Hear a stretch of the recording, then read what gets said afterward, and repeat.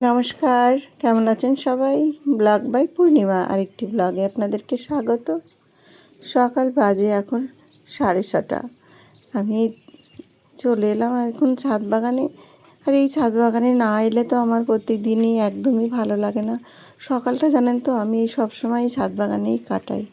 ছাদ বাগানটা এলে সত্যি আমার মনটাও ভালো থাকে, সময়টাও এত ভালো কাটে। তাই প্রতিদিন সকাল হলেই আগে ছাদ বাগানটায় আসি। আর এই সবুজের মধ্যে থাকতেও বেশ ভালো লাগে, তাই ছাদ বাগানটাতে আসি সবসময়, সকালটায় আমি কাটাই। আর ছেলে মেয়ে তো বাড়িতে, ওরা অনেকটা দেরিতে ওঠে। ওরা রাত পর্যন্ত পড়াশুনো করে, কাজ করে, তারপরে আর সকালের দিকে উঠতে পারে না। সকালটা বড় ফাঁকা লাগে একাকে।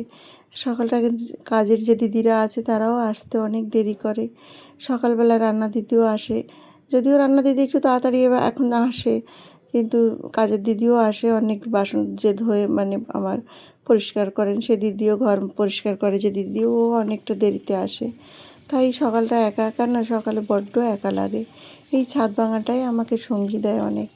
ছাদ বাগানটায় থাকলে যেন ওই গাছের, এই প্রতিটা গাছের দিকে দেখি, প্রতিটা গাছে কোথায় কী হলো এইগুলো নিয়ে থাকি। আর এইটা দিয়ে আমার যেন বেশি ভালো লাগে। তো ছাদ বাগানটা সত্যি আমার একটা বিশাল বড় সঙ্গী বলতে পারেন। আর গাছ তো আমি ভালোবাসি, তাই জন্য আরও ভালো লাগে আমার।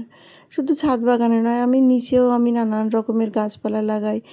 এই সব নিয়ে থাকতে আমি সারাক্ষণই ভালোবাসি। ছেলে মেয়ে এখন অনেক বড় হয়ে গেছে, তাদের এখন কিছু করে দিতে হয় না, তাই সময়টা কাটতে চায় না। এই গাছপালার মধ্যে এখন থাকি, সত্যি মনটা ভালো রাখতে পারি। এইভাবেই আমি আমার সারাটা দিন কাটিয়ে দিই না, ঘরে নানান রকম টুকটাক এটা ওটা নিয়ে গুছাতে ভালোবাসি। সকালটা যে এভাবে কোথায় কেটে যায় বুঝতেও পারি না।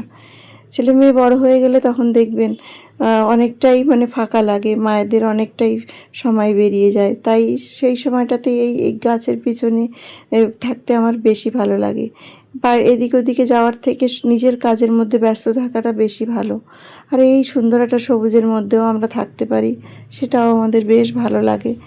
আমি মনে করি এরকমভাবেই যদি সবাই বাড়িতে একটু করেও গাছ থাকে, দেখবেন প্রতিটা বাড়িতে এরকম ছাদে সুন্দর এরকম শাক সবজি হবে, দেখতেও ভালো লাগবে, পরিবেশটাও ভালো থাকে।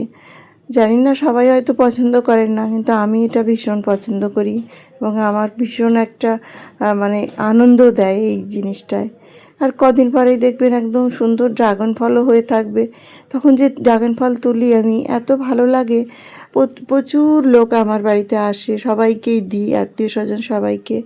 মনে যেন একটা আলাদা শান্তি পাই এইগুলো দিতে। আর দেখুন এইভাবে যে এই যে ছোটো ছোটো ফুলগুলো ফোটে যখন, তখন কিন্তু মনে আর যে এত যে কষ্ট করে করি, তখন আর এই কষ্টটা থাকেই না।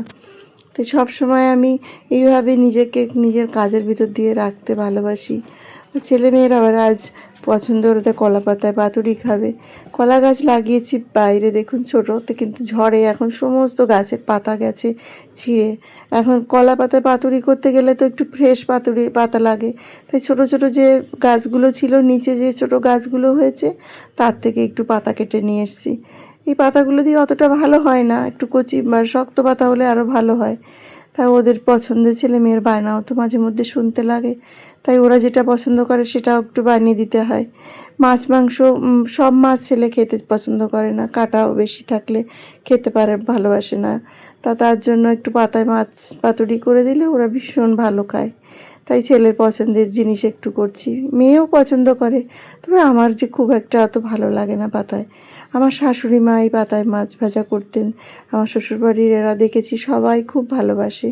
আমার বাবার বাড়িতে এটা আমি খেতে দেখিনি কাউকে। তাই ওদের পছন্দের জিনিস একটু না বানিয়ে দিলেও তো হয় না। তো পাতায় ভাজা করতে গেলে অনেকটা সময় লাগে, রান্না দিদি এটা করতে পারে না, আমি এটা করে নিলাম। ছেলে মেয়ের এই পাতায় মাছ পাতুরি করলে ওরা আর কিছুই চায় না, এটা দিয়েই ওদের খাওয়া হয়ে যায়। মাংসের থেকে ওরা ভালোবাসে। মেয়ে আবার কি অর্ডার দিল দেখি, ডেলিভারি বয় এসে দিয়ে গেল। যাই হোক, দুধ দিয়ে গেছে আর দিয়েছে লিচু। তো লিচুটা আমি বাড়িতে আনিনি, প্রথম আনলাম। আগে ঠাকুর সেবায় দেবো, ভগবানকে দেবো, তারপর নিজে খাবো। তো আজকের মতন ব্লগটা এখানেই শেষ করছি, বাই।